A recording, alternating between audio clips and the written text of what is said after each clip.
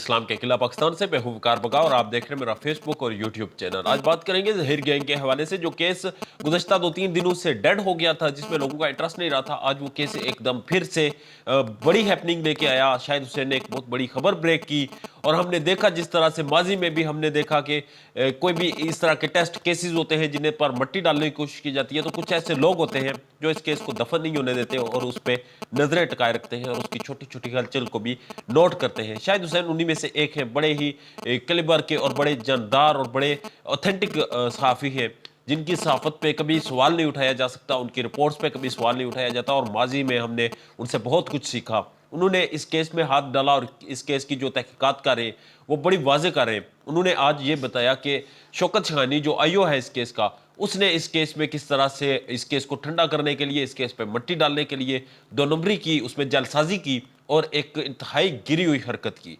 हमने देखा ये जब शौकत शहानी आया तो वो बड़े कॉन्फिडेंस के साथ और बड़े ही बड़े बुलंद जो उसके जज्बात थे उनके साथ आया इस केस में, और उसने आकर इस केस में शामिल होकर ये चीज़ नोट करवाई और ये चीज़ बावर करवाई कि वो इस केस में आ गया है, अब ये केस हल होगा।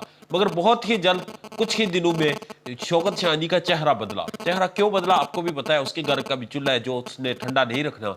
तो बाकी बहरहाल उसकी कुछ और भी चीज़ें हो सकती हैं। अब जो पॉइंट आया, अब सामने शाहिद हुसैन ने लाया और शाहिद हुसैन ने ये क्लेम किया कि शौकत शहानी का बयान सामने आया और शौकत शहानी ने कहा कि जो रिकॉर्ड था, जो जो गवाहियाँ थी, जो जो एविडेंस थे इस केस के, वो बारिश में बह गए, वो सैलाब में बह गए।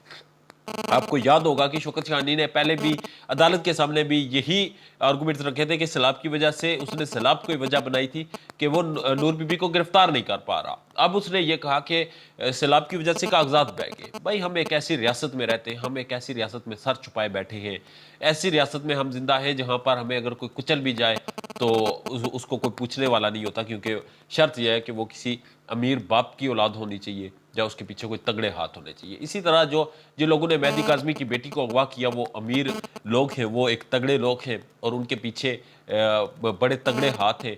वो आप इस बात से उनका अंदाज़ा लगा सकते हैं कि एक झुग्गी से निकल कर 3 मंजिला कोठी में रिहाइश पजीर हैं, तो आगे की आप चीज़ें खुद समझ सकते हैं। बहरहाल अब चीज़ ये सामने आई, अब अकदा ये खुला कि शौकत शहानी ने कहा कि रिकॉर्ड तो सैलाब में बह गया। माजी में हमने ये भी देखा कि इसी रियासत में जब रिकॉर्ड ज़ाया करना होता था तो ये कहा जाता था कि रिकॉर्ड तो जल गया और खुद आग लगाई जाती थी, और इस दफ़ा इन्होंने ये कहा कि इस दफ़ा तो पानी में बह गया। बहरहाल बहा हुआ रिकॉर्ड भी तो सामने पेश करना होगा।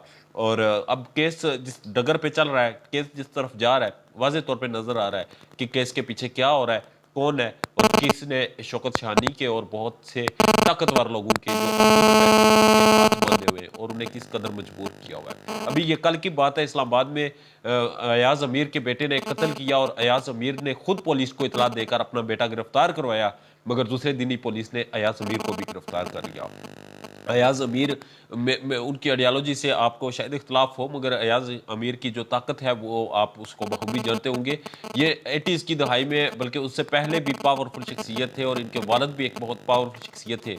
ये इस्लामाबाद में उस वक्त से बराजमान है, उस वक्त से पॉलिटिकल हैपनिंग्स में ये हिस्सा ले रहे जब बहुत से लोग शौकत शहानी जैसे बतौर सिपाही भी पुलिस में नहीं भर्ती हो सकते थे। बहरहाल अब हालात ये है कि शौकत शहानी नूर बीबी एक आम खातून, उसे गिरफ्तार नहीं कर सकी, जबकि दूसरी तरफ अयाज अमीर गिरफ्तार हो चुका है जो एक पावरफुल शख्सियत है। और यहीं से पता चल सकता है कि अयाज अमीर की ताकत कितनी है और नूर बीबी की कितनी है। अब बाकी रिकॉर्ड तो उन्होंने जला दिया, बहा दिया। अब देखना यह है कि अदालत इस पर क्या एक्शन लेती है, इसका कौन जिम्मेदार है, और अगर ये चीज़ें जो शायद हुसैन ने ब्रेक की है अगर ये सच है तो इस केस का कुछ नहीं हो सकता। इस केस में अगर शायद हुसैन ने बताई, पहली दफ़ा इस केस में यूँ लगा कि इस केस में कुछ ऐसी भी चीज़ें हैं जो हमने भी अभी तक नहीं देखी और शायद हुसैन की आंख ने देख ली हैं। अल्लाह खैर करे, अपना अपना ढेर ज़्यादा ख्याल रखिएगा और मेरे चैनल का भी अल्लाह ने